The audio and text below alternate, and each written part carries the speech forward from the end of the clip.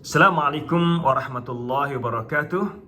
Saya Zaifuddin bin Marasib dari Fakulti Pengajian Islam Universiti Malaysia Sabah akan membentangkan tajuk Akidah Ketuhanan Jesus, analisa tekstual terhadap istilah Son of God.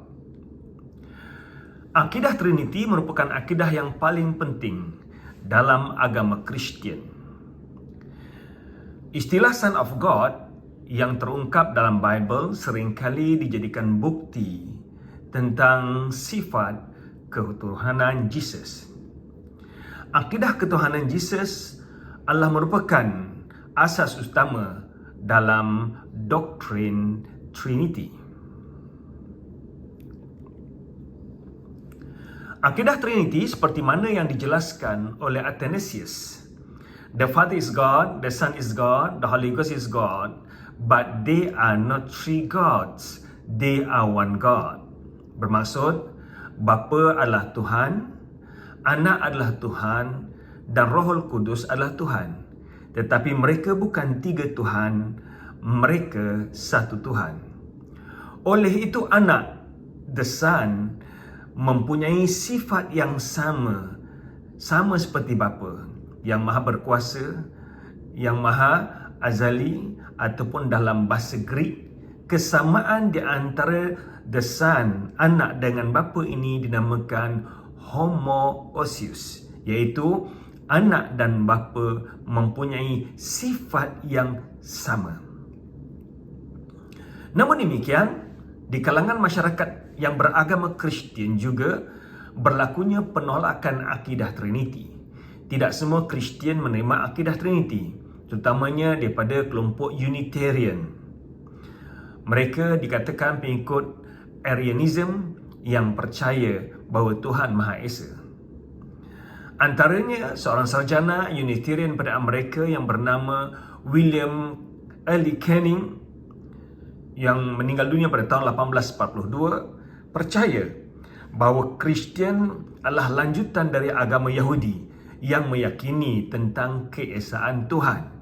Oleh itu, Tuhan Maha Esa dan Jesus bukan Tuhan.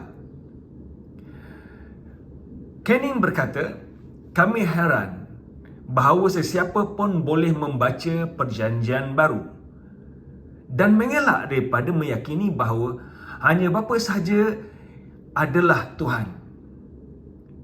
Kami mendengar juruselamat kami secara berterusan mengakui sifat ini kepada Bapa. Kami mencabar pahlawan kami untuk membawa satu ayat dalam Perjanjian Baru di mana perkataan Tuhan bermaksud tiga individu. So William Canning mencabar di sini, siapa yang boleh membawa bukti daripada Perjanjian Baru adanya akidah Trinity yang diajar oleh Bible. Untuk makluman, perkataan Trinity tidak wujud di dalam Bible. Kajian ini meneliti apakah terma Son of God yang termaktub sama ada dalam Old Testament maupun New Testament membawa maksud ketuhanan Jesus. Yang pertama, penggunaan Son of God yang termaktub dalam Exodus chapter 4 ayat 22 merujuk kepada Israel. And you shall say to the Pharaoh, thus say the Lord, Israel is my firstborn. Maka engkau harus berkata kepada Firaun, beginilah firman Tuhan, Israel ialah anakku, anakku yang sulung. Ini dalam Perjanjian Lama. Menurut Ham Maccoby, orang-orang Israel adalah milik Tuhan. Mereka adalah anak-anak Tuhan. Oleh itu mereka menggunakan istilah sons of God dan bentuk plural sejamak. Ia tidak bermakna penggunaan istilah sons of God membawa maksud ketuhanan orang Israel. So, perkataan Son of God yang merujuk pada Israel ini tidak membawa maksud ketuhanan. Ini berarti sekiranya istilah yang sama digunakan pada Jesus, maka ia tidak memberi makna sifat ketuhanan Jesus. Menurut McGrath, Tuhan menyebut yang sulung, my firstborn son. Ini memberi maksud yang tersirat bahawa boleh wujud yang kedua, yang ketiga dan seterusnya, yang keempat sampailah jumlah yang banyak. Mereka ini menjadi anak-anak Tuhan. Berarti anak Tuhan ramai. Bukan hanya sekadar Jesus yang menjadi anak Tuhan, yang bukan memberi maksud sifat ketuhanan kepada Jesus. Yang kedua, perkataan Son of God merujuk pada Nabi Daud AS. I will tell you of the decree. The Lord said to me, you are my son. Today I have begotten you. Dalam Psalm chapter yang kedua, ayat yang ketujuh. Raja Daud the begotten son of God. The begotten son. Oleh itu, apabila istilah ini digunakan untuk Jesus Son of God, ia tidak bermaksud ketuhanan Jesus, kerana penggunaan Son of God untuk Daud, Nabi Daud, juga tidak memberikan maksud Nabi Daud adalah Tuhan. Dalam Samuel chapter 7 ayat 14, I'll be his father and he will be my son. When he does wrong, I will punish him as a father punished his son. Menurut Hans Kong, ayat ini menunjukkan bahawa anak Tuhan akan menjadi keturunan bagi keturunan Daud untuk generasi akan datang. Ketika itu, Solomon ataupun Nabi Sulaiman belum lagi dilahirkan. Konteks ayat ini menunjukkan bukan hanya Solomon ataupun Nabi Sulaiman yang akan menjadi anak Tuhan, tetapi semua keturunan pemerintahan Nabi Daud akan menjadi anak Tuhan. Jadi, ini berarti anak Tuhan, sons of God ramai, bukan hanya Jesus seorang, dan ia juga memberikan gambaran bahawa term Son of God tidak membawa maksud ketuhanan Jesus.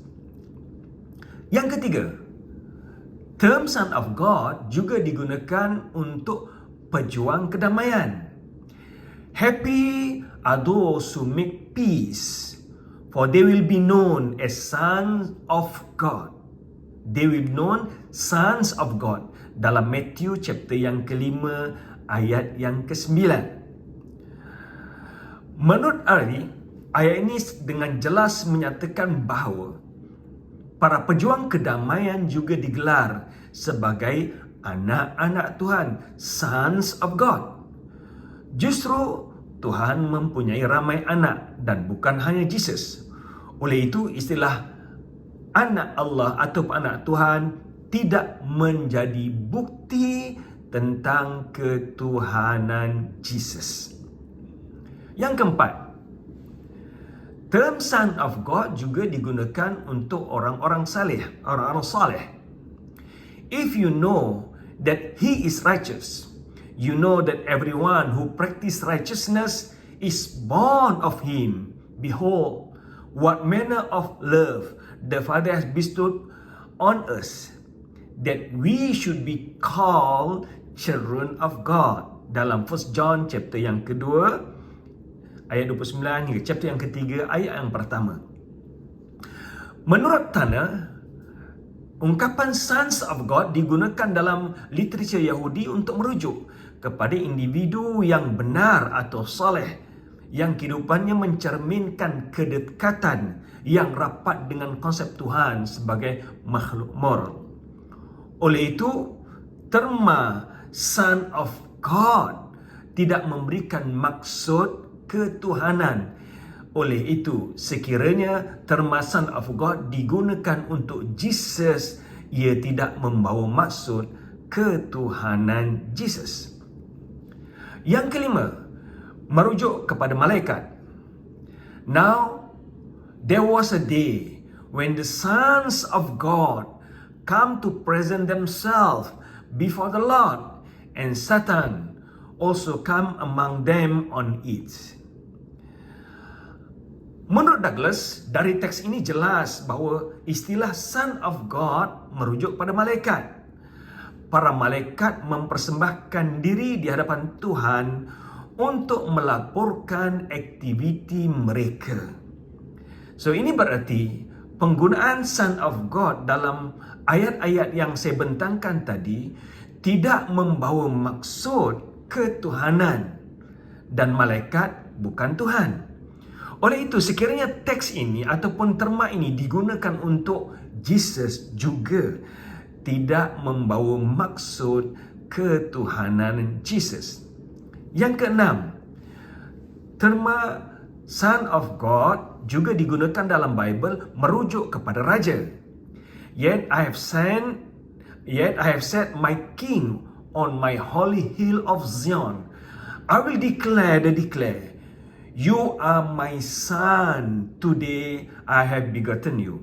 Ayat ini secara terang dan jelas dalam Psalm chapter yang kedua, ayat 6 hingga 7 menyatakan, you are my son, yang merujuk kepada raja. Menurut Hemakobai, istilah Son of God juga digunakan oleh orang Israel sebagai gelaran untuk raja, tanda penghormatan kepada mereka. Menurut Ki pula, raja dipilih dan diberi kuasa oleh Tuhan untuk melaksanakan tugasnya sebagai raja. Lantaran itulah disebutkan sebagai anak Tuhan ataupun anak Allah, sons of God. Perkataan Allah ada disebutkan dalam terjemahan bahasa Melayu di sini. Oleh itu, terma Son of God yang ada dalam Bible sekiranya juga digunakan untuk Jesus, ia tidak memberikan maksud bahawa Jesus adalah Tuhan. Seperti mana perkataan Son of God juga digunakan dalam ayat-ayat yang lain tidak membawa maksud ketuhanan. Menurut Bultmann, kenyataan bahawa Jesus adalah Raja Yahudi disedari setelah kelahirannya. Ada orang yang datang dari timur bertanya, di mana bayi yang dilahirkan untuk menjadi Raja Yahudi? Kami melihat bintangnya telah muncul di timur.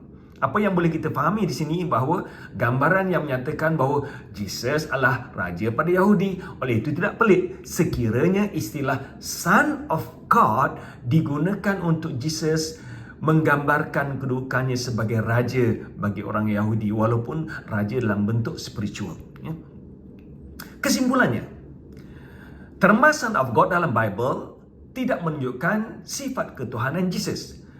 Bahkan ia sebagai dalil kemanusiaan Jesus. Jesus sebagai manusia bukan Tuhan.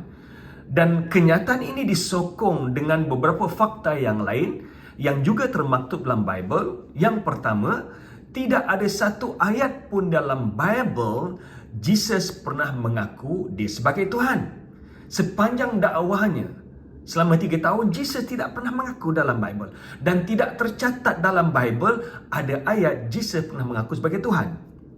Yang kedua, tidak ada satu ayat pun dalam Bible Jesus pernah memerintahkan manusia, bahkan pengikutnya, untuk menyembah beliau sebagai Tuhan. Sebagaimana dijadikan dia sebagai Tuhan, sedangkan Jesus tidak pernah memerintahkan orang ramai menyembah dia sebagai Tuhan. Yang ketiga, Bible menegaskan Jesus menyembah Tuhan. Sekiranya Jesus ada Tuhan, bagaimana Jesus adalah seorang Tuhan? Dan yang keempat, perkataan Trinity tidak ada disebutkan di dalam Bible.